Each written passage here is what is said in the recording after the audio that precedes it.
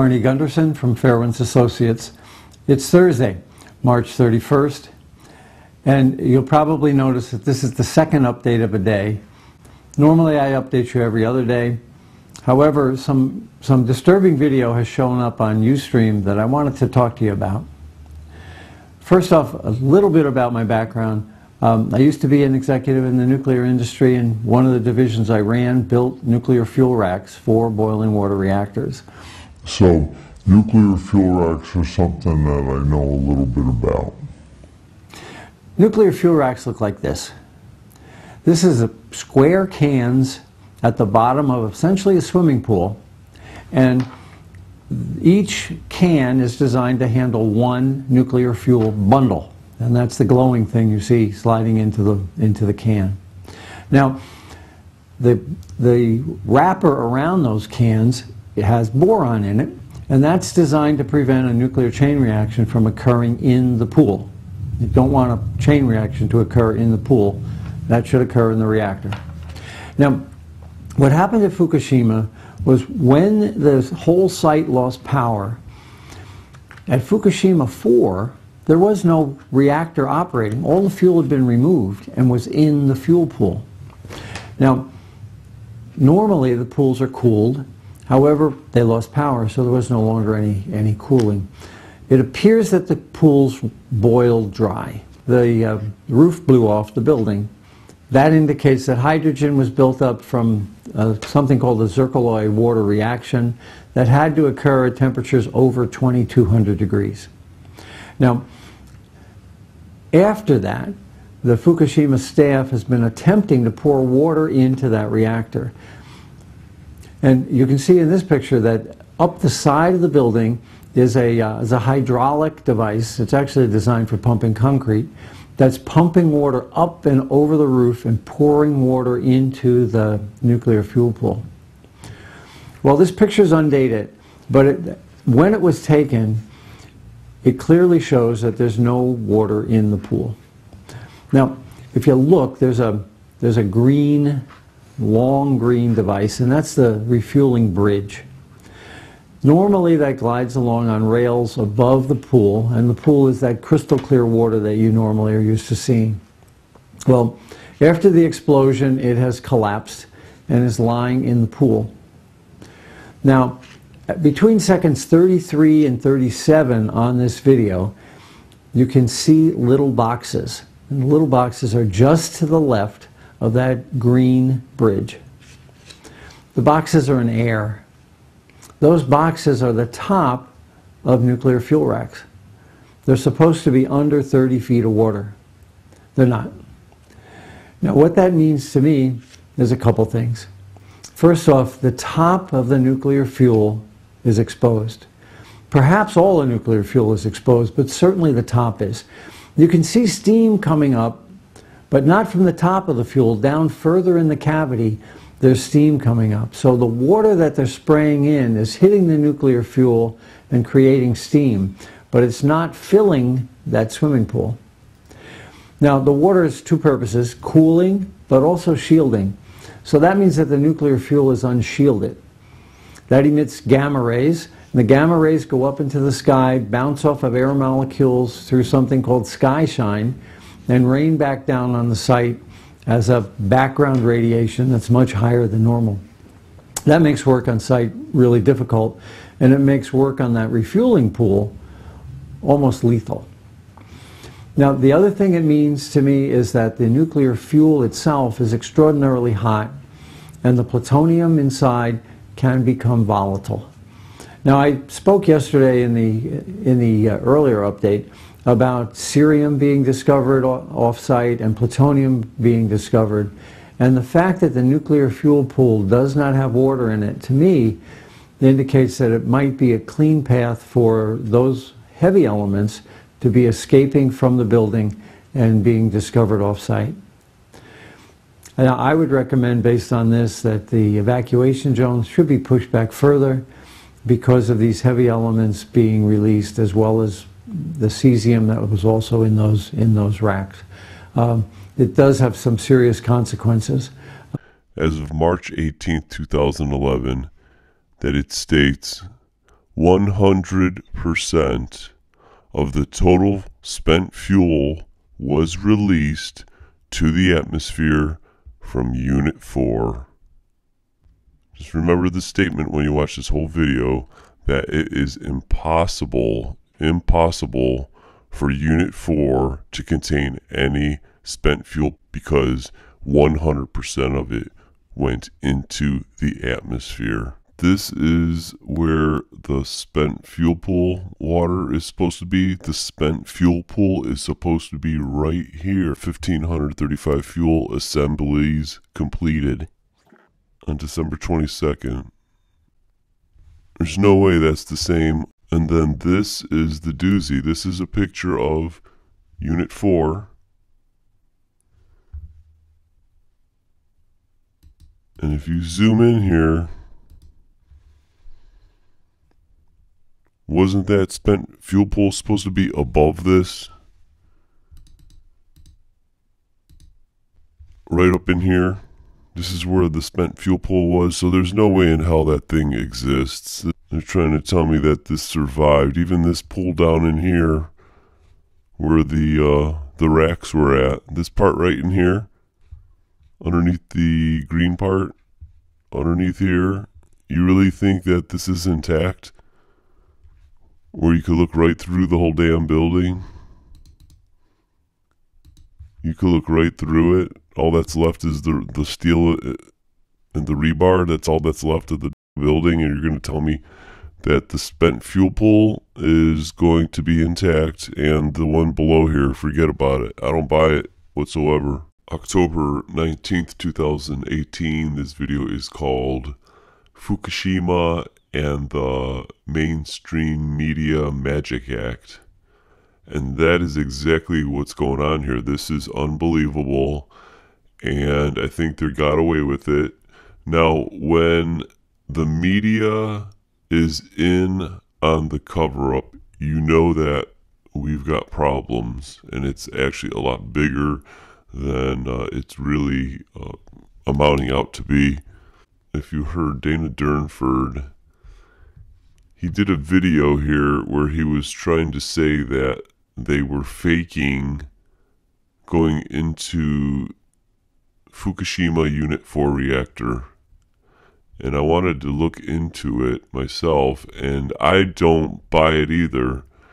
Now, I don't know if I'm going to be able to cover everything that I'm trying to figure out over here, but I've got a couple points here, and it just seems like there were 4 reporters. It seems I'm going to dice apart the audios, and you make it, you tell me if it doesn't sound like it's a script that they're reading. And I think they did go to Fukushima, but I do not believe that they went into the building. They went into a mock reactor, that is for damn sure. Now, first of all, we're only talking about Unit 4 because that's where the reporters went to. So look what they say about Unit 4. They're saying that the spent fuel pool cooling system is right up in here. Now, this is Unit 3. This had the MOX fuel. This really blew up big time because look at it, actually blew a hole. I think this part of this explosion did something and rocked in here. But this is Unit 4 here. It's the one with this crumpled edge.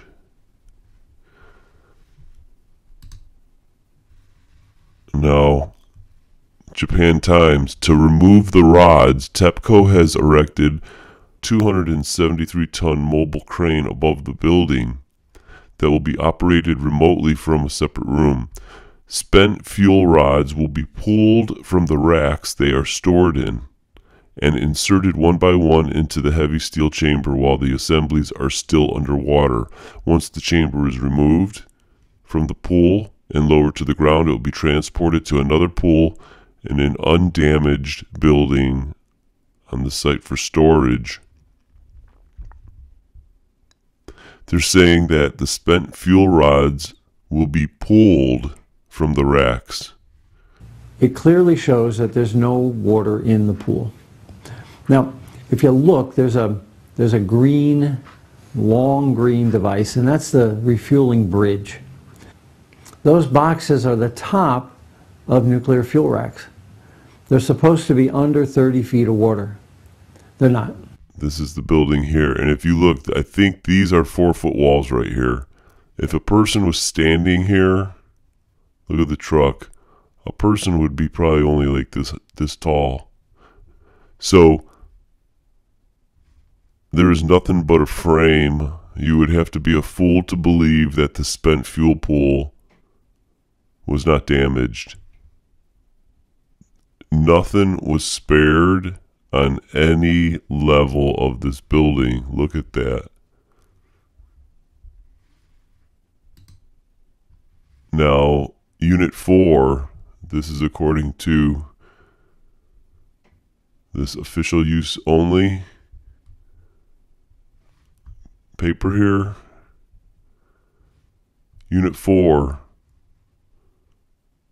Okay, look at this is what they say. The unit was refueling outage at the time of the event, and the core was offloaded to the spent fuel pool.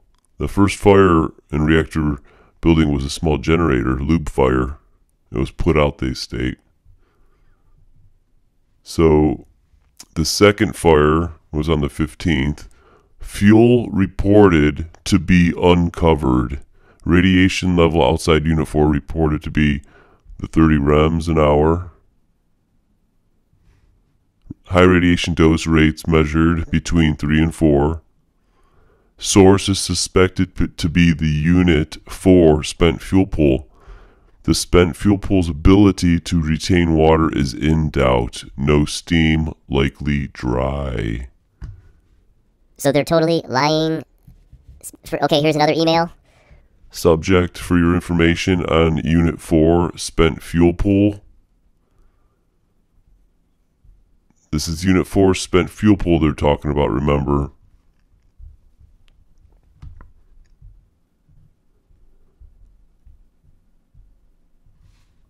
Yamaguchi says the top of the reactor building suffered substantial damage, but the structure below the pool was hardly affected as it was more strongly constructed. He says at least 90 tons, roughly 25,000 gallons of water a day is needed to be pumped in to cool the stored fuel rods. The pool in number 4 reactor building holds over 1,300 spent fuel rods, more than those kept in the other units. He warns that the fuel held there generates as much heat as Units 2 and 3 combined. He says it's essential to keep the temperature low to prevent the fuel rods from being exposed and destroyed. They need to be covered. But yet it says the spent fuel pool's ability to retain water is in doubt. No steam. It's likely dry. Those boxes are the top of nuclear fuel racks. They're supposed to be under 30 feet of water. They're not. Among the worst case scenarios at the Fukushima plant is that the spent nuclear fuel, which sits essentially open cooling pools near the 6 reactors, could catch fire for a prolonged period and spew tons of radioactive dust and a radioactive plume. It appears some of the spent fuel has been on fire at reactor number 4. Fire occurs if the rods get hot enough to burn their cladding. Reports say that the high levels of radioactivity have made it difficult to fight the fire, which appears to have continued to burn late Wednesday. The U.S. regulatory head said that the pool at reactor number 4 had run dry, although the Japanese authorities denied it. Now, this is the badge for the radiation for the ABC reporter, and I think this is interesting, these numbers, because we could go match this up against the BBC guy where he actually shows you this is what kind of keeps track of the radiation. Now, this is before he goes in, but this is Cecilia Vega when she's on the bus itself.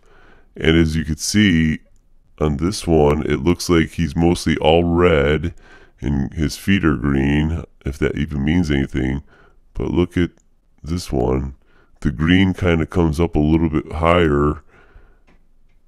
The number where it says 0.02, this one almost says 35.22. And the top number, 0.24. This one looks like it says almost 327 possibly. And where it says 0.08. This is in the red zone, it shows 11.51 maybe. Very interesting that they allowed this shot to be taken. And now this is another. Now I'm just gonna play now all the audio, and you tell me if there is a fix that's in, and that specifically they picked these 4 reporters for a reason. Congratulations on this truly amazing piece of journalism, but are you okay? I mean, are you sure that the protective gear that you were wearing from head to toe really protected you? Oh, hi, Jorge. Hi, Alicia. I can tell you my mother and husband have been asking me the same question since I've been back. We kind of laugh. It's and we took 2 different trips to Japan. Yes, we're fine. Thank you for asking. But I'll tell you the precautions that we had to take going inside this plant and even just getting near it was unlike anything I think I could have ever predicted even. You saw the suit. It doesn't really protect you from radiation if it hits your skin or if it gets in your eyes or if you ingest it. Really, it's just to protect you from transporting radiation into areas that are clean within that plant. You saw the suit. It doesn't really protect you from radiation if it hits your skin or if it gets in your eyes or if you ingest it. It doesn't really protect you from radiation. But, you know, TEPCO, the plant operator, has really strict rules about how long you can be in there. They've let very few journalists in. And literally the clock is ticking. 1 hour, that's all you get. Get in, you get out. They show you what they want to show you. They show you what they want to show you. You see what you can possibly see. They show you what they want to show you. You see what you can possibly see. Anything longer than that and you really risk harmful levels of radiation exposure. It was anything longer than that and you really risk full levels of radiation exposure. It was radiation exposure. It was radiation exposure. See, I can tell you my mother and husband have been asking me the same question since I've been back. We kind of laugh. It's eerie for me to hear that story again play out, to hear that constant beeping of the radiation detectors that were on us. I heard that beeping for weeks and weeks after we got back because it was just this constant sound of radiation. You can't see it, you can't smell it, but with those radiation detectors on, boy, you know it's all around you. It really is the invisible enemy out there. You know, Celia, to your point, most journalists have not been allowed into this facility. Why do you think they wanted to open their doors to you? You know, TEPCO is this. It's the bad guy in this story, right? If you will, they've been made out to be that.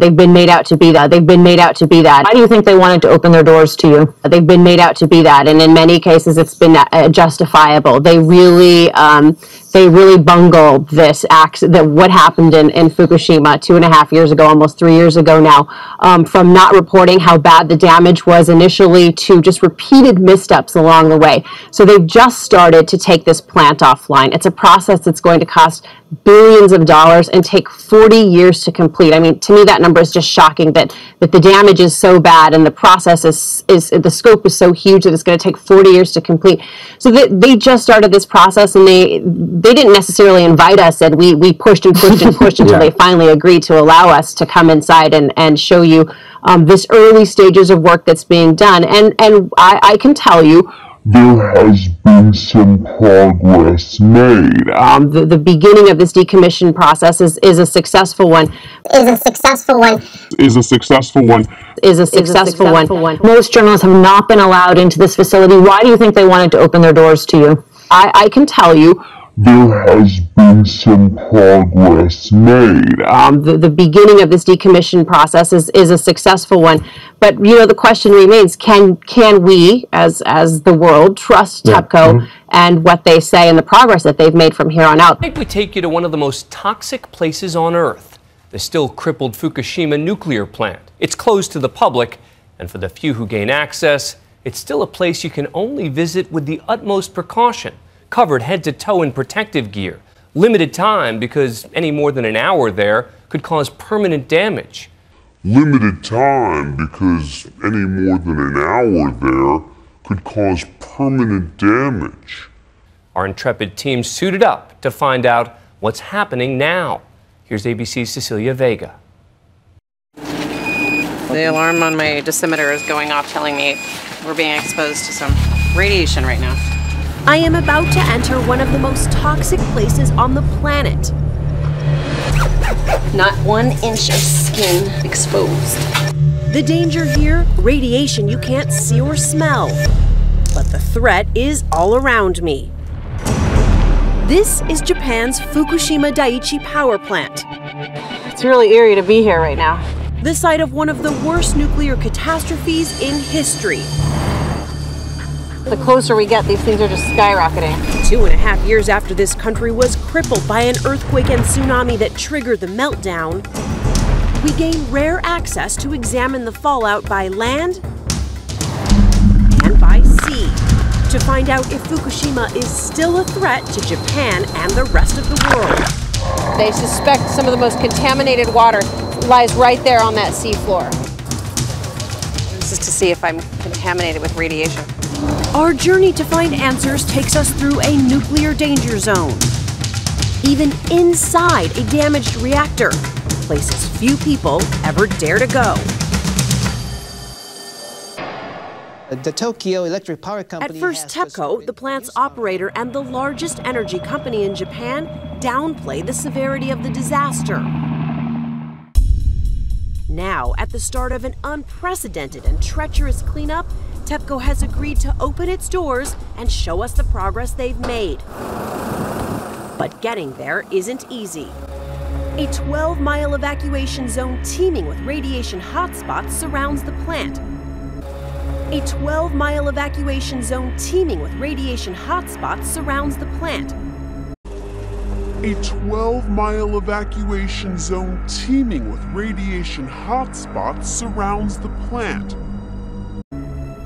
Deep in fallout territory, masked guards man street corners, only allowing those with official government permission to pass. Masked guards man... Masked guards... Masked... Masked... Masked guards man... Deep in fallout territory, masked guards man street corners. Every trip to the no-go zone requires one mandatory stop. A radiation inspection station. This is to see if I'm contaminated with radiation after spending an hour in an evacuation zone. Every square inch of my body. Our car, inside and out, even our camera equipment is scanned. This is one of those things where you're not really sure if you actually want to know the answer to. Safe? We're safe? Yeah, safe. We can go. Safe, for now, but the riskiest part of our journey still lies ahead. We are boarding TEPCO's bus on our way to a private tour of the power plant, but it comes with restrictions. We can't film part of the grounds for security reasons. This is the final checkpoint. We're just a few hundred meters from the power plant. They want us to turn our cameras off right now, so we can't film past this police car.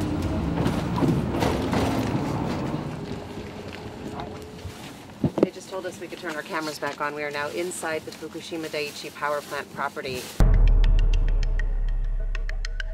The alarm on my dosimeter is going off, telling me we're being exposed to some radiation right now. Comforting. Our first stop is a building on the edge of the property, the gateway to the most dangerous parts of the plant. We're on our way to get suited up. Once we leave this building, you've got to be covered. Cotton gloves first, one rubber over the Tyvek. Final pair of gloves. this in case they need to identify my body? She said yes. Oh my gosh, I was joking.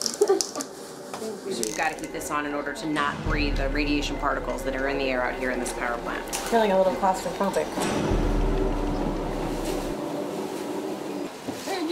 Finally, we're ready to venture deeper into the heart of this disaster. Our final destination, inside a damaged reactor. It's amazing what an intricate process this is. They want no contamination anywhere. TEPCO told us we can only spend 1 hour inside the plant. Any more time, and we risk harmful radiation exposure.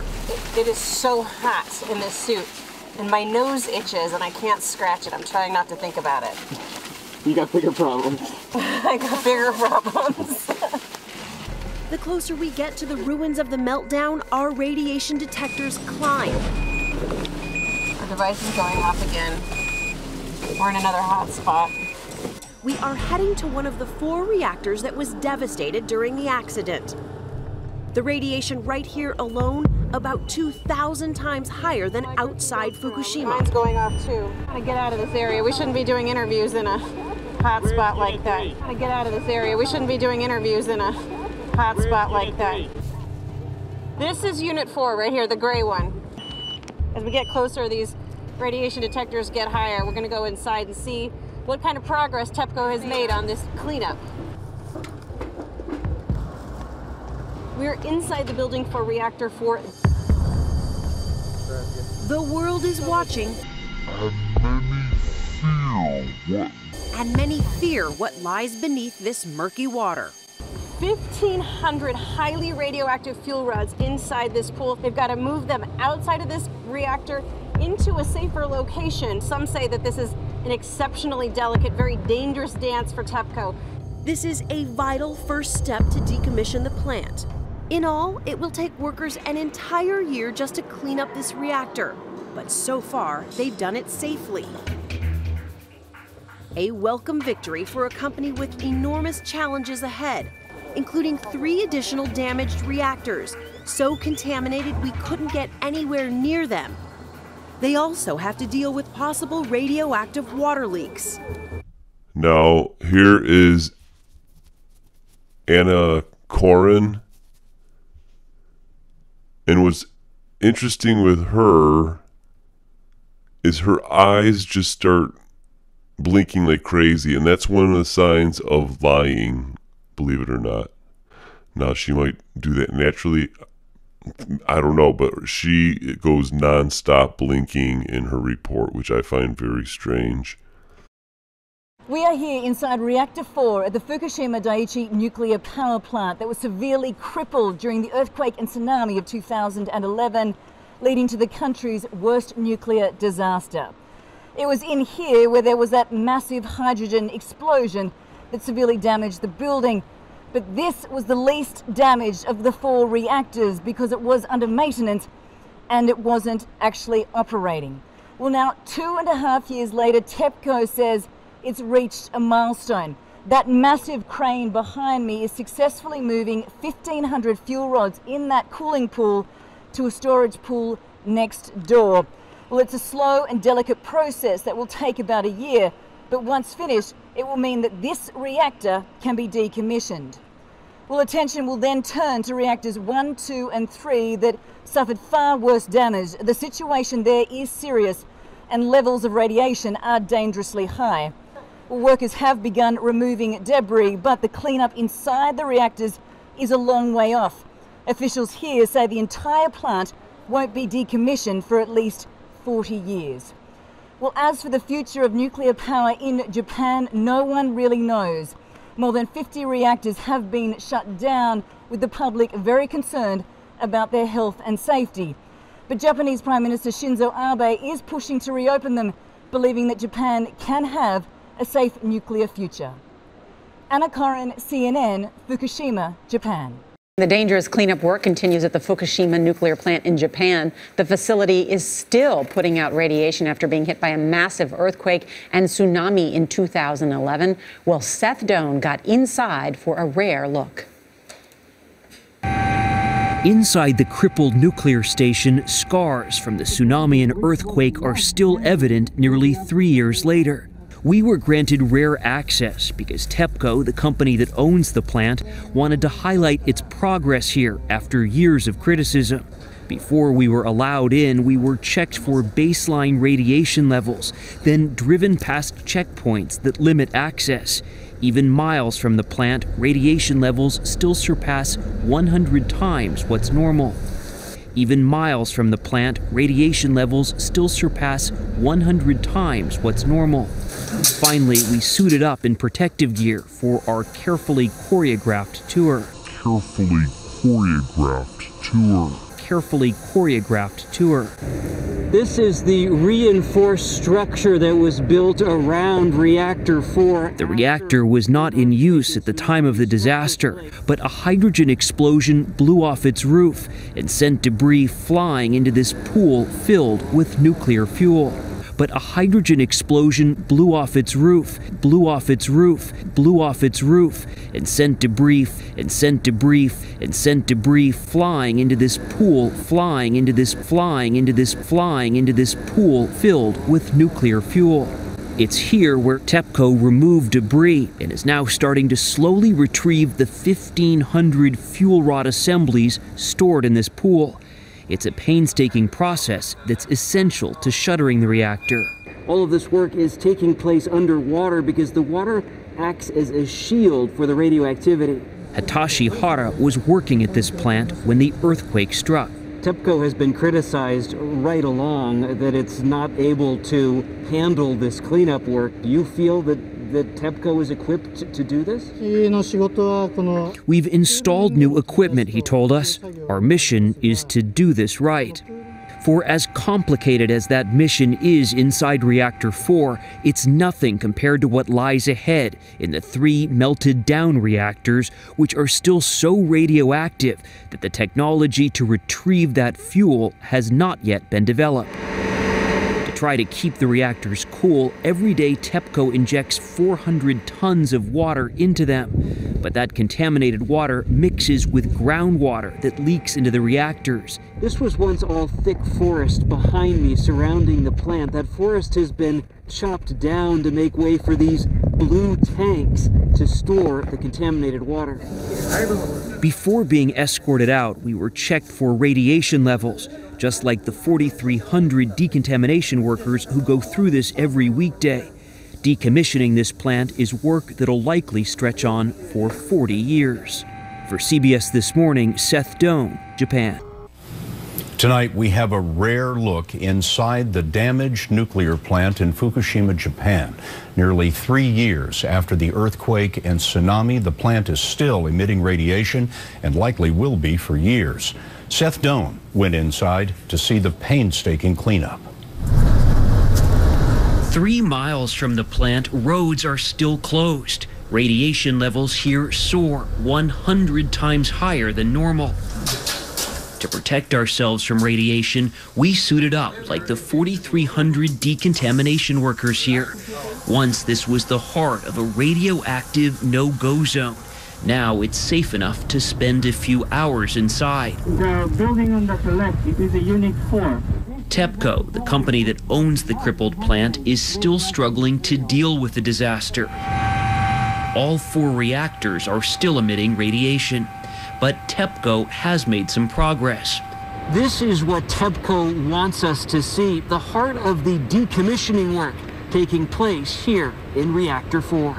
Following the earthquake and tsunami in 2011, a hydrogen explosion tore off the roof of this reactor. At the time, Reactor 4 was not in use, but that explosion sent debris and chunks of concrete into this pool where the nuclear fuel was being stored.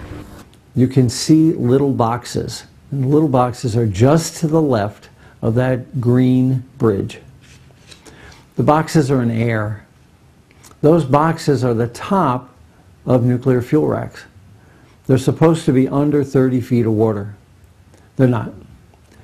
Now, what that means to me is a couple things. First off, the top of the nuclear fuel is exposed.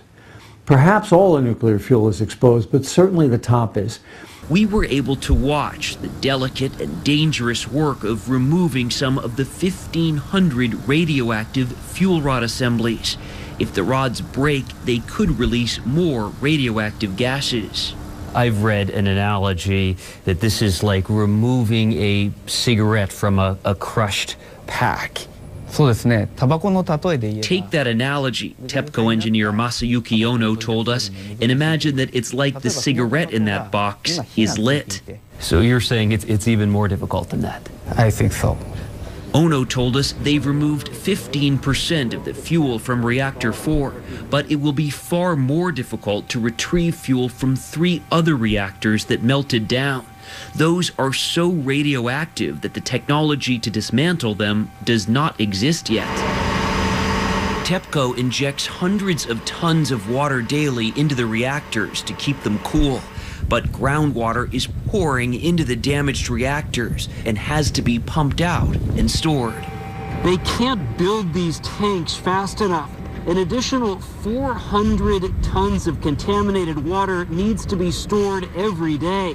That's as much water as the average American household uses in a year.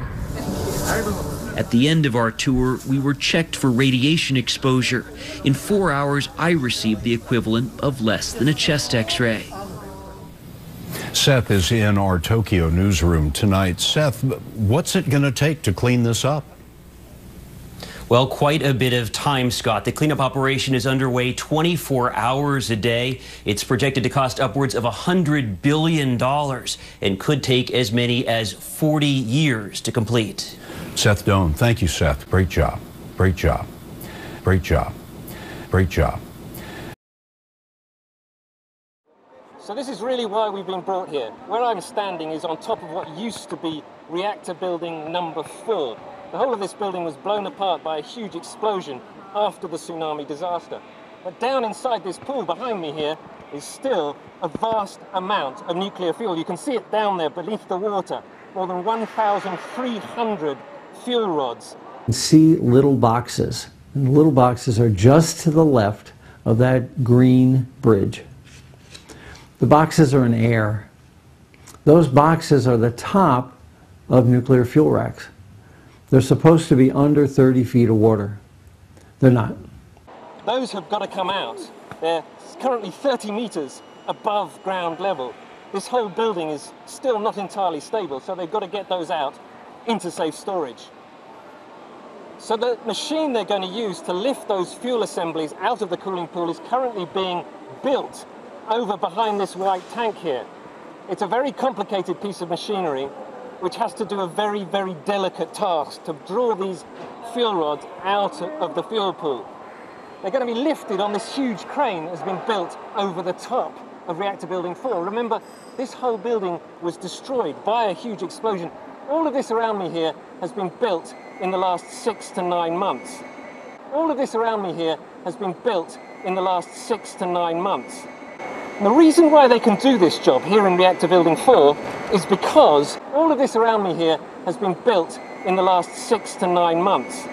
The radiation levels in this building are relatively low.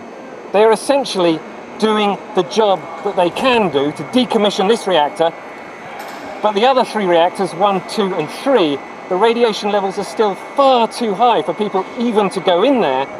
They still don't know how they're going to decommission those 3 reactors. So when we were back inside reactor building number 4, my radiation monitor was reading about 200, 250 counts per second. But this behind me here is reactor 3, and as our bus drove past it, the radiation reading shot up to more than 2,500 counts per second. And that's the problem. That building and the other 2 reactors as well are still too radioactive for anybody to go inside and start decommissioning. We were granted rare access because TEPCO, the company that owns the plant, wanted to highlight its progress here after years of criticism. Even miles from the plant, radiation levels still surpass 100 times what's normal. We suited up in protective gear for our carefully choreographed tour. Even miles from the plant, radiation levels still surpass 100 times what's normal. We are are here inside Reactor 4 at the Fukushima Daiichi nuclear power plant. It was in here where there was that massive hydrogen explosion. They show you what they want to show you. You see what you can possibly see. Anything longer than that and you really risk harmful levels of radiation exposure. We suited up in protective gear for our carefully choreographed tour. They show you what they want to show you. For our carefully choreographed tour. They show you what they want to show you. For our carefully choreographed tour. Carefully choreographed tour. Carefully choreographed tour. They show you what they want to show you. They show you what they want to show you. They show you what they want to show you. This is what TEPCO wants us to see. This is what TEPCO wants us to see. This is what TEPCO wants us to see. Carefully choreographed tour. They show you what they want to show you. Because TEPCO, the company that owns the plant, wanted to highlight its progress here after years of criticism. All right, here's my theory what happened. If you look at this pool, this is where it all happened. It looks like railings literally fell off and dropped into that pool. Now, if that happened, those things would have been damaged. Now, I can't tell if there's water in here or not. You could see the stain line. But if you look at the new pictures, those pools, the walls, you mean to tell me, I have a feeling what happened was these were drained out, like it said. The fuel, 100% of it went up into the atmosphere, burned out. If there was a fire in there, these things would be charred. So I think what happened was they were emptied, they burned, and they made that new pool. That's a brand new pool that we're looking at when they go into those interviews in that building. And remember, he says himself that they built that thing in 6 to 9 months. So if this is real, all those trays and the fuel rod racks would have been dented up, and those are in perfect condition. So I think they emptied it out and remade a one that is not there. It's all fake. Now, why are all those crews there just standing around next to that thing like it's a party or something? It makes no sense whatsoever what's going on over there. Now, I don't know what to believe. These fuel assembly rods and racks, they look pretty perfect for supposedly being all busted up, exploded, and caught fire. So this is why I don't know what's going on, but I definitely think there is a cover-up, including the mainstream media, and this is their magic act. They may think it's real. The boxes are in air. Those boxes are the top of nuclear fuel racks. They're supposed to be under 30 feet of water. They're not. But we all know it's an illusion. They're supposed to be under 30 feet of water. They're not.